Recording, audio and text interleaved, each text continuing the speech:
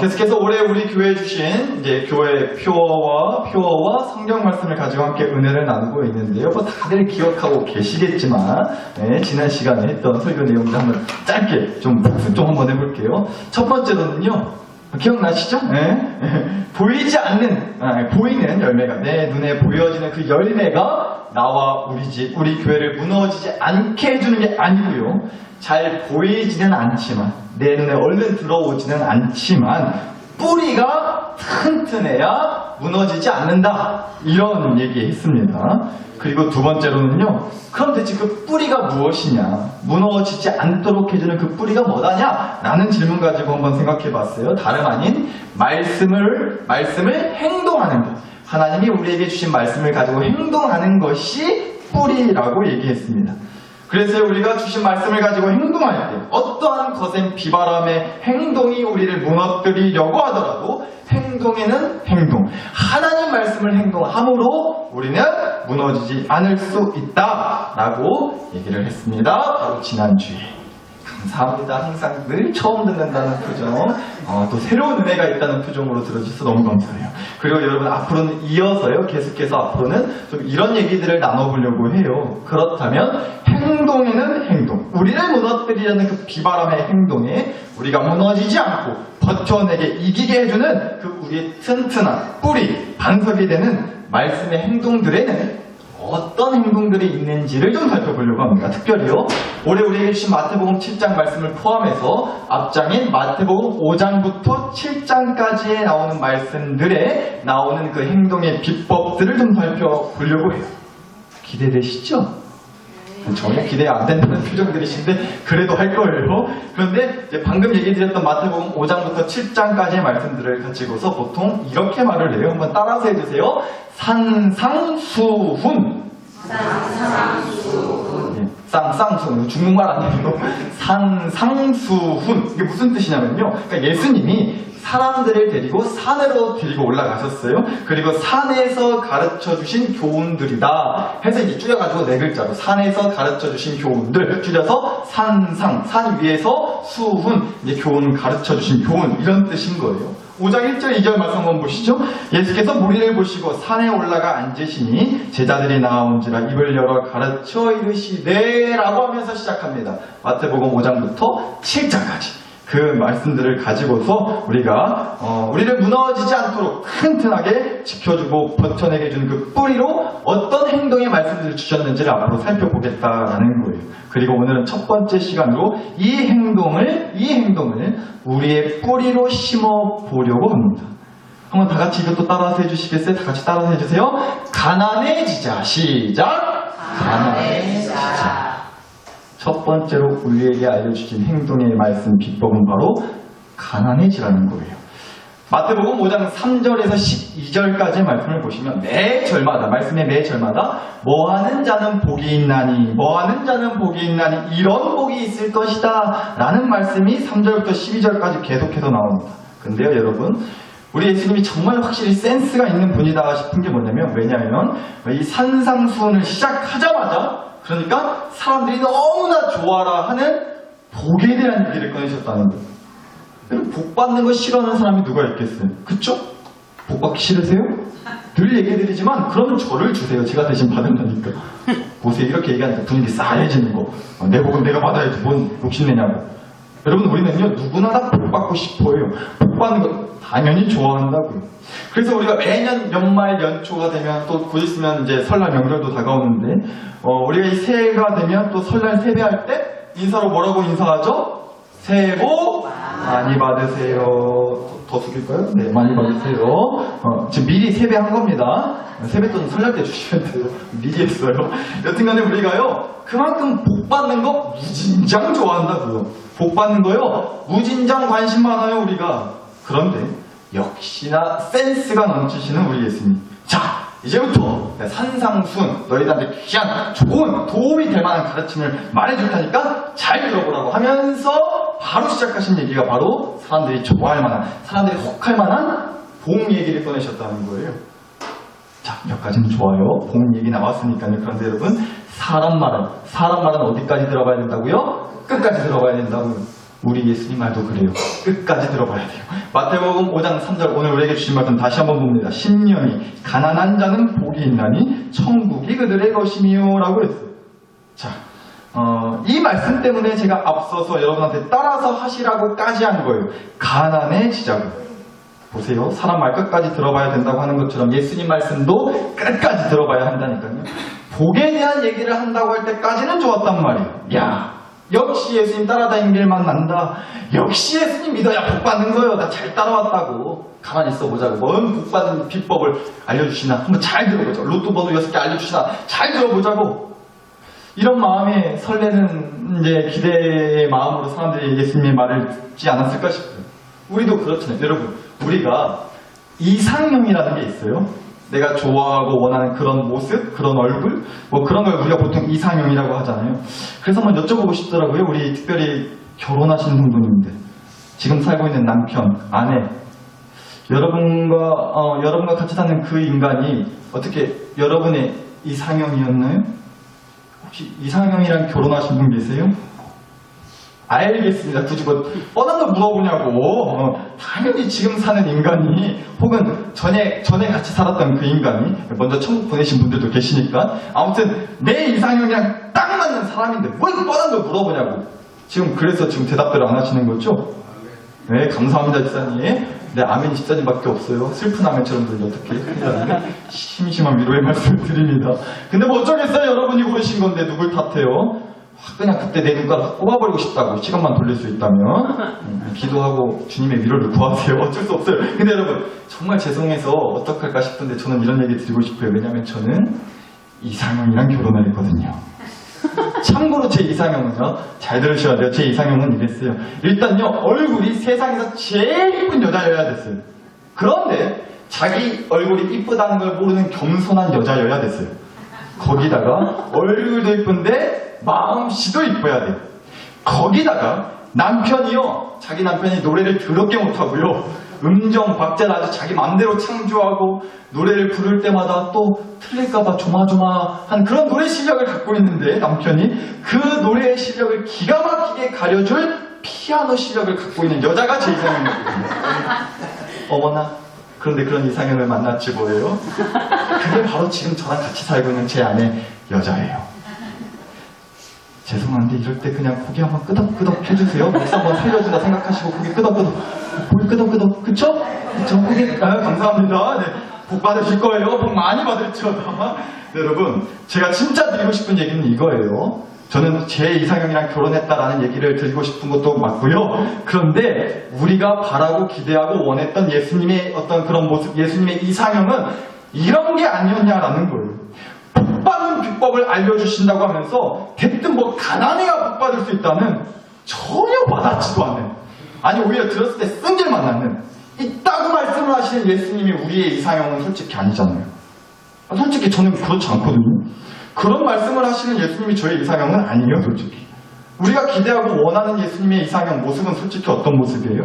심령이 부자인 자는, 가진 게 많은 자는, 뭐 하나 아쉬울 것 없이 부족할 것 없이 넘치는 자는 복이 있나니 천국이 그들의 것이며, 그러니 부자가 될지어다, 그러니 가진 게 많아질지어다, 이런 말씀을 해주시는 예수님이 우리의 이상형이지 않냐고요, 솔직히. 또 복사만 선물이에요? 그렇잖아요, 솔직히. 그런데 우리 예수님은요, 이렇게 얘기하셨다니까요. 야, 이제부터 내가 쪽집게 가회 시작할 거니까 잘 들으라고, 받아 적으라고. 내 얘기 듣겠다고 이렇게 높은 산까지 따라 힘들게 올라왔으니까, 야, 내가 특별히 너희한테는 복 받는 비법, 절대로 인생 무너지지 않고 쫑나지 않는 대박나는 튼튼한 뿌리가 되는 비법을 알려주려니까 잘 들으라고 하면서 꺼내신 말씀이, 첫 번째 말씀이 뭐였다고요? 심령이 가난한 자는 복이 있나니 천국에 그들의 것이래요. 어렵게 얘기할 것 없어요. 한마디로 이런 거잖아요. 가난해야 복 받는다는 거예요. 가난해야 복 받을 수 있다는 거예요. 이게 무슨 복이죠? 여러분, 가난이 무슨 복이에요? 가난한데 무슨 복된 인생이라고 할 수가 있겠냐고. 여러분, 만약에 제가 진짜로 그 자리에 있었잖아요. 예수님 따라서 징그럽게 산 타는 거 싫어하는데 산까지 따라 올라갔단 말이에요. 어떻게든 예수님한테 좋은 말씀, 은혜와 감동이 되는 말씀 뭐라도 들으면 그래도 뭐 써먹을 때가 많을 것 같은 그런 말씀을 기대하고 힘들어 죽겠는데도 꾸역꾸역 예수님 따라 산까지 올라갔어요. 어떤 기가 막히고 은혜롭고 좋은 또 귀한 그런 도움이 될 만한 말씀을 하실까 기대하고 반짝반짝 빛나는 눈으로 그렇게 기대하는 마음으로 예수님을 따라갔단 말이에요. 그리고 예수님이 이제 말씀 시작하신대요. 그래서 이렇게 길을 쫑긋 세우고 이런 것까지 만들어가지고 왔습니다. 길을 쫑긋 세우고 예수님이 뭐라고 복된 말씀, 복받는 비법 말씀해 주실까? 필요하신 분 말씀하세요. 끝나고 드릴게요. 여튼간에 그런 마음으로 예수님 따라서 산까지 올라갔단 말이에요. 그런데 예수님의 첫 번째 말씀이 가르침이 뭐였다고요? 심령이 가난한 자가 복이 있대요. 그런 자에게 천국이 올 거래요. 만약에 제가 그 자리에 있었으면요, 저는 솔직히 그 말씀 듣자마자 에이씨 더 들 것도 없다 야 그냥 내려가자고. 괜한 시간 낭비, 에너지 낭비 했다고. 아니 우리가 첫단 소리 들으려고 우리가 땀 뻘뻘 흘리면서 시간 내서 여기까지 따라왔냐? 아니 그러니까 내가 오지 말자 하지 않았냐고. 빨리 내려가자고. 더 들어볼 것도 없네 뭐. 저는 솔직히 그랬을 것 같아. 그 말씀 듣자마자. 만약에 여러분이요, 예를 들어서 여러분이랑 아주 친한 친구라든지 뭐 오랫동안 서로 가깝게 지내던 사이든지 그런 사람, 그런 누군가한테요, 우리 교회를, 나사렛 교회를 홍보하면서 우리 나사렛 교회가 진짜 좋아, 우리 나사렛 교회가 진짜 좋아. 제가요 이렇게 말하는 것들은 아멘 하실 줄 알았어요. 제가 여러분을 너무 또 만만하게 봤습니다. 그렇게 호락호락한 분들이 아닌데. 자, 힌트 드렸어요. 뭘 하셔야 될지. 다시 해볼게요. 다시 해보겠습니다. 만약에 여러분이랑 친한 누군가한테 우리 교회를 홍보했어요. 우리 나사렛 교회가 진짜 좋아.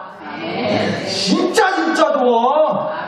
감사합니다. 눈물 날 것 같아요. 너무나 감사해요. 여튼간에 여러분이 주변에다가 우리 교회를 좋다고 막 소문냈어요. 그러니까 물어보는 거예요. 지민의 교회가 뭐가 그렇게 좋길래 자랑이냐고, 뭐가 좋아서 그렇게 난리냐고. 근데 여러분 이렇게 대답한 거죠. 오면 알려줄게. 우리 교회 따라 오면 알려준다고. 그렇게 대답을 했다고 해보자고요. 여하튼 그렇게 꼬셔서 교회 데리고 왔어요. 그랬더니 그 사람이 자, 야 이제는 조금 알려주라고. 뭐 땜시 이 교회가 그렇게나 좋다고 그렇게 자랑질을 했었는지 궁금해 죽겠어서, 내가 교회라면 아주 진절머리 나는 사람인데 내가 그게 궁금해서 여기까지 따라왔으니까 이 교회가 무엇이 그렇게 좋은지 이제 조금 알려주라고, 궁금해 죽겠다고 그렇게 얘기를 했어요. 그럴 때 여러분이 이렇게 얘기를 하시는 거죠. 우리 교회의 좋은 점은, 우리 교회의 자랑은 목사님 얼굴이 잘생겼다는 거예요. 봐봐. 빛이 나지? 머리에서 빛나는 거 말고 얼굴에서 막 빛이 나지? 아멘. 제가 진짜 여러분들이 이렇게까지 분위기가 안 좋아질 거라고 생각을 했거든요. 원칙투명하고 여러분들이 정직하고 거짓이 없으시고 빈말을 절대 못하시는 분들인 거 제가 알아서, 마음에 없는 소리, 어거지 소리 못하시는 거 알아서 분위기가 안 좋아질 것 같긴 했는데 너무하시네 정말. 우리 교회 자랑거리 중에 하나가 목사 얼굴 아니에요? 네, 알겠습니다. 죄송합니다. 여러분, 마치 그런 느낌이지 않았을까 싶다는 거예요. 사람들이 기껏 그 예수님이 그렇게 대단하신 분이라고, 보통 분이 아니시라고, 그래서 그 소문 듣고 예수님의 가르침을 기대하며 산까지 따라 올라왔어요. 그런데 기대했던 복받는 비법이라고 하신 말씀이 가난해야 복받는다? 이런 말씀을 꺼내시니까 얼마나 많은 사람들이 실망을 하고 기가 죽고 짜증과 불평이 쏟아지지 않았겠냐고요, 솔직히. 그런데 여러분, 우리가 말씀을 잘 봐야 되겠어요. 말씀 정확히 보셔야 되겠다고요. 오늘 주신 말씀, 예수님이 가르쳐 주신 첫 번째 튼튼한 뿌리가 되어주는 그 행동 비법의 말씀, 심령이 가난한 자는 복이 있나니 천국에 그들의 것이니요라는 말씀에서 그 가난하다라는 말씀은요, 단순히 그저 우리가 잘 알고 있는, 우리가 그렇게 뜻으로 알고 있는 돈이 많지 않고 가진 게 많지 않은, 뭔가 그렇게 부족하고 그래서 매일같이 쪼들려 사는 그런 사람만을 뜻하는 게 아니에요. 제가 조금 있어 보이게, 그래도 목사 티 나게 어려운 문자 얘기 좀 잠깐 꺼낼게요. 오늘 우리에게 주신 마태복음 말씀을 포함한 이 신약 성경 말씀 여러 번 얘기 드렸지만, 당연히 원래부터 우리가 보고 있는 한글 성경으로 쓰여져 있는 게 아니고 헬라어라는 말로 쓰여져 있었단 말이에요. 그런데 그 헬라어 신약 성경을 보면 가나안이라는 뜻을 가진 단어가 2개 나옵니다. 헬라어 신약 성경에 가나안이라는 뜻을 가지고 있는 헬라어가 2개 나와요. 하나는요, 이렇게 생겼어요. 페네스라고 있습니다. 페네스라는 말이 가나안이라는 뜻을 갖고 있고요. 또 하나, 이런 이제 헬라어가 가나안으로 이제 말할 때 쓰이는데 바로 프토코스라고 하는 헬라어가 이제 헬라어 성경 신약 성경에 나옵니다. 그러니까 페네스, 프토코스, 일단 참고 들어보세요. 뭔 말인지 모르고 헷갈린다 하셔도 여튼 이런 2 단어가 가나안이라는 뜻을 갖고 있고 이 2 단어가 헬라어 신약 성경에서 가나안을 얘기할 때 쓰였단 말이에요. 그런데 첫 번째인 이 페네스, 가나안, 이 헬라어는요, 우리가 보통 알고 있는 그 가나안을 뜻하는 거예요. 이 페네스라고 하는 헬라어 말은요, 우리가 보통 알고 있는 뭐 돈이 많지 않고 가진 게 많지 않은, 그래서 늘 쪼들려 사는 가난하다라고 우리가 보통 말할 때 그 가난을 뜻한다라는 겁니다. 이 페네스라는 말. 그런데 프토코스라고 하는 헬라어는요, 마찬가지로 가난이라는 뜻을 똑같이 갖고는 있어요. 그런데 이 가난은 더 심한 가난이에요. 이런 가난을 말하는 겁니다. 돈이요, 남들보다 없는 정도가 아니라 아예 없는 거예요. 돈이 단 10원도, 1원도, 돈이 아예 없는 가난을 말하는 거예요. 또 뭐 돈뿐만 아니라요, 진짜로 아무것도 가진 게 없는 가난. 마실 물도 없어요. 심지어는 마실 공기도 없는, 그러니까 생명의 위협을 받을 정도로 아무것도 없어요. 아예 아무것도 없는 거예요. 그런 가난을 얘기할 때 바로 이 프토코스라고 하는 헬라어가 쓰여집니다. 그런데 오늘 우리에게 주신 마태복음 5장 3절에서 10년이 가난한 자라고 했을 때 그 가난이 바로 프토코스라고 하는 헬라어가 쓰였단 말이에요. 따라서 이렇게 얘기되는 거예요. 심령이 가난하다라는 말은 이런 뜻이라고요.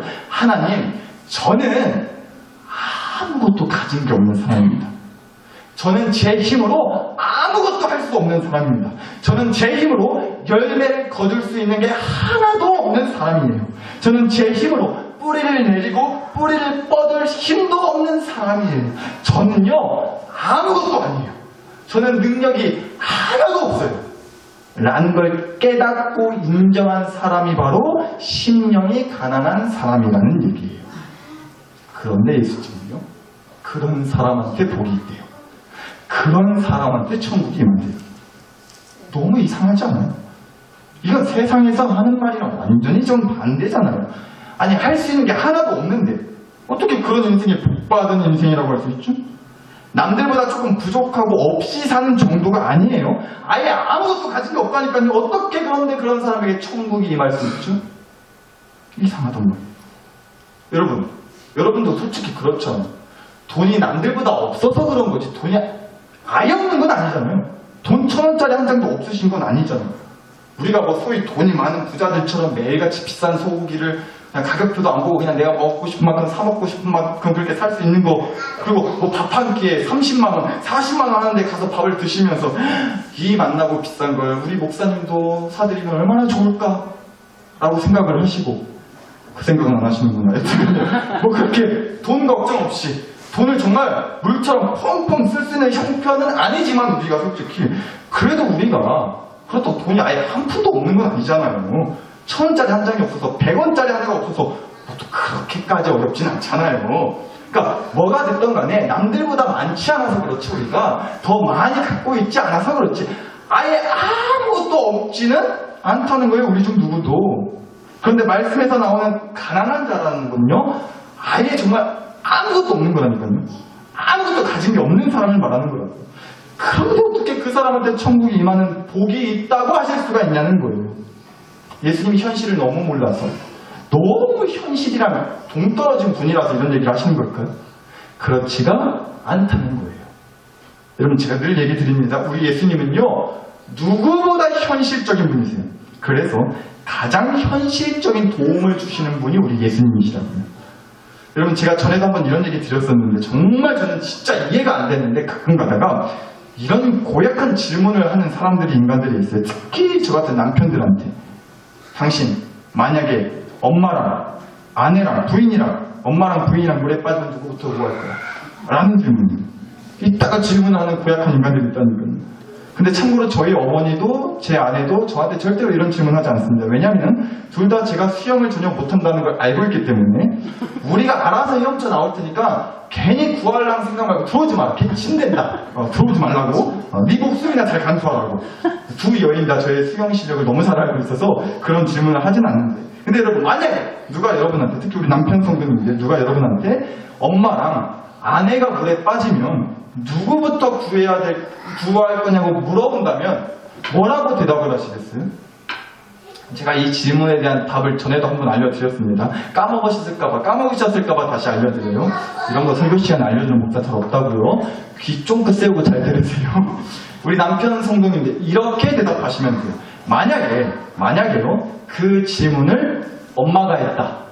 그러면 엄마부터 구한다고 하시면 돼요. 그런데 만약에 그 질문을 부인이 했다. 그러면 부인 먼저 구한다고 하시면 돼요.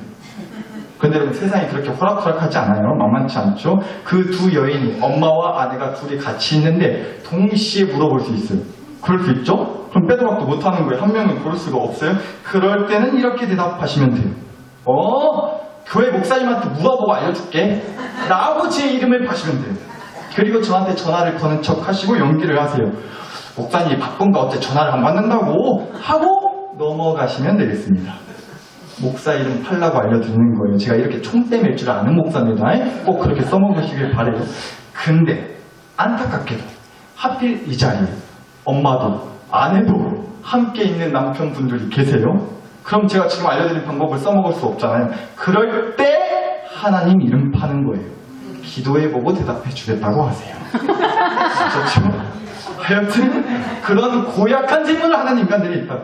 물에 빠지면 둘 중에 누구부터 구할 거냐고. 근데 여러분 제가 진짜 드리고 싶은 얘기는 이거였어요. 여러분 사실 물에 빠졌을 때 누구부터 구하게 되냐면요, 이 사람부터 구하게 돼요. 자기 힘으로 도저히 물에서 빠져나올 수 없다는 걸 깨닫고 살려주세요!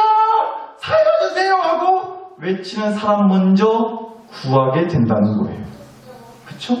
내가 내 힘으로 도저히 빠져나갈 수가 없으니, 나는 할 수 있는 게 없으니, 내가 해결할 수가 없으니 나 좀 도와주라고, 나 좀 건져내주라고, 나 좀 살려주라고 간절히 외치는 사람을 도와주고 건져주고 살려주게 되어 있다는 거예요.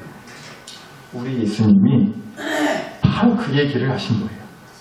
현실적으로 가장 도움이 필요한 사람은요, 아무것도 없는 사람이에요. 다시 말하면 자기 힘으로 아무것도 할 수 없는 사람이 가장 현실적으로 도움이 필요하다고요. 남들보다 조금 덜 갖고 사는 그런 가난의 정도가 아니고요, 아무것도 가진 것이 없어서 아무것도 할 수가 없고 그래서 당장이라도 정말 죽을 것 같은 사람, 그 사람이 현실적으로 가장 도움이 필요한 사람이란 말이에요. 그런 사람을 얘기하시는 거예요. 그런데 그런 심령이 가난한 사람은요, 그래서 이걸 깨달을 수밖에 없는 거예요. 맞다, 나는 내 힘으로 도저히 할 수 있는 게 하나도 없는 사람이다. 이걸 깨닫는 사람이 심령이 가난한 사람이란 말이에요. 이거 너무너무 중요한 얘기니까 한번 이것도 따라서 해주시면 좋겠습니다. 오늘 따라하실 거 마지막이에요. 이거 그냥 사도신경 신앙 고백, 우리의 정말 사도신경 신앙 고백이 되었으면 좋겠습니다. 따라서 저를 따라서 외쳐주세요. 맞다! 맞다. 따라서 해주세요. 맞다! 맞다. 나는 내 힘으로 할 수 있는 게 하나도 없는 사람이다. 없는 사람이다. 한 번에 다 하시라고 할 땐 안 할게요. 꼭 기억하셨으면 좋겠어요. 맞다. 나는 내 힘으로 할 수 있는 게 하나도 없는 사람이다. 여러분 가진 게 아무것도 없고 그래서 할 수 있는 것도 아무것도 없는 가난한 사람이라는 게요, 물론 자존심 상하죠. 너무나 초라하고 처량하게 느껴질 수 있어요. 그런데 당연하죠. 누가 그걸 자신있게 당당하게 자랑하듯이 얘기할 수가 있겠어요. 그런데 여러분 저는 이 얘기를 드리고 싶은 거예요. 자기가 가진 게 하나도 없고 할 수 있는 능력도 지혜도 용기도 짚을 하나도 없다는 걸, 그것만 깨닫고 끝이잖아요.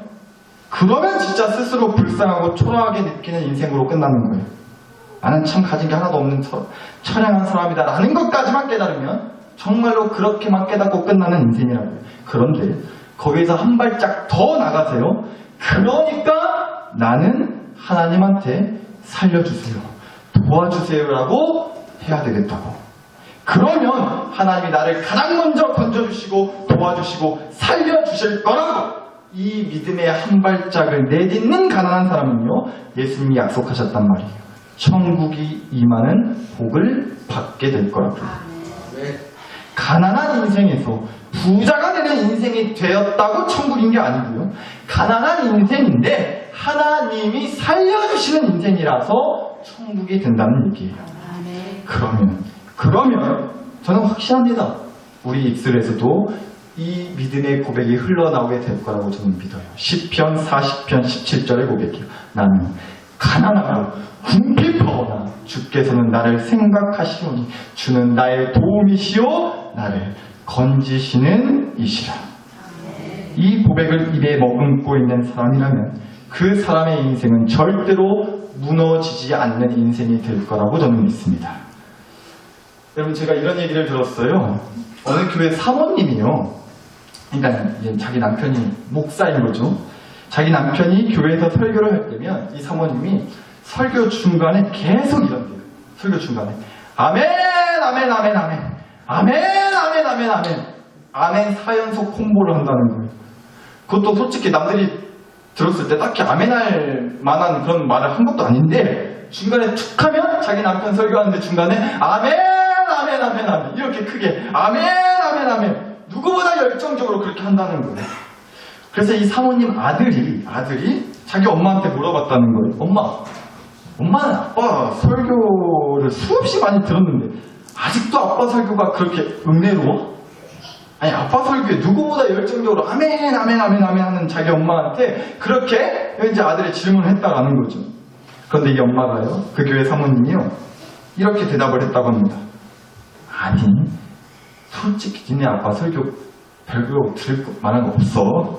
설교할 거 뻔해. 그냥 그래, 니네 아빠 설교. 이렇게 얘기했다는 거예요. 그래도 아들이 깜짝 놀랐죠? 근데 엄마는 왜 그렇게 아멘을 열심히 해? 아빠 설교할 때. 그랬더니요, 잘 들으셔야 돼요. 이 엄마가, 이 교회 사모님이 이렇게 대답했다고 합니다. 니네 아빠가 불쌍하잖아. 여러분, 무슨 얘기인지 아시겠어요? 가장 옆에서 함께하는 사람은 아는 거예요. 얼마나 애를 쓰고 있는지. 그래서 말 그대로 불쌍해서 동정하는 게 아니고요, 사랑의 마음으로 동감해 주는 거죠. 근데 여러분, 저는 이게 우리 하나님 아버지의 마음이라고 믿어요. 여러분, 하나님이 우리를 불쌍히 여기세요. 왜냐하면 우리가 가난하다는 걸 아시거든요. 돈 얼마 없는 가난, 가진 게 부족한 가난, 그런 가난 때문에 불쌍히 여기시는 게 아니고요, 누구보다 애쓰고 사는데, 누구보다 피 말리게 정말 끙끙거리며 쥐어짜고 사는데 안 되니까, 그럴수록 능력의 한계를 느끼고 혼자서는 도저히 내 인생을 온전히 책임지지 못하는 걸 하나님이 보시고 그게 너무 안쓰럽고 짠하신 거예요. 그래서 하나님이 우리를 향해 외쳐주신단 말이에요. 마치 그 교회의 사모님이 자기 목사 남편한테 아멘 아멘 아멘 외쳐주듯이요, 하나님이 우리한테 제가 나 여기 있다, 나 여기 있어, 나 여기 있다고 이렇게 외쳐주신단 말이에요. 이게 바로 신령이 가난한 자가 누리게 되는 천국의 행복이라고 저는 믿습니다. 그러면 우리 입술에서 이 고백 나올 수 있다니까요. 나는 가난하고 궁핍하오나 우리 주께서 나를 생각하시오니 주님이 나의 도움이시고 나를 건지시는 분입니다. 아멘. 사랑하는 나팔교회 식구 여러분, 따라서 우리를 무너지지 않게 해주는 반석, 뿌리가 되는 행동은 뭐냐면요, 일단 먼저 오히려 행동하지 않는 거예요. 나의 행동의 힘이 그닥 크지 않다는 것을 먼저 인정하는 것부터 시작하고, 아무것도 할 수 없다는 가난한 마음을 가지고서요, 오히려 하나님의 행동, 하나님의 일하심을 믿고 소망하는 것, 이것이 먼저 우리가 심어야 될 뿌리고 반석이라는 얘기예요. 따라서 우리가 이 시간 이렇게 기도했으면 좋겠어요. 하나님, 저는 가난합니다. 저는 할 수 있는 게 아무것도 없습니다. 그러니 하나님이 움직여 주시옵소서. 하나님이 일하여 주시옵소서. 나의 능력이 나와 우리 집, 우리 교회를 무너지지 않게 해주는 뿌리가 아니라 하나님의 능력이 나와 우리 집, 우리 교회를 무너지지 않도록 해주는 든든한 뿌리요 반석이 되게 하여 주시옵소서. 이 시간 함께 주신 말씀과 은혜를 가지고서 주여 한번 간절히 부르짖고 함께 이 기도 올려드리겠습니다. 주여 부르 기도합니다. 주여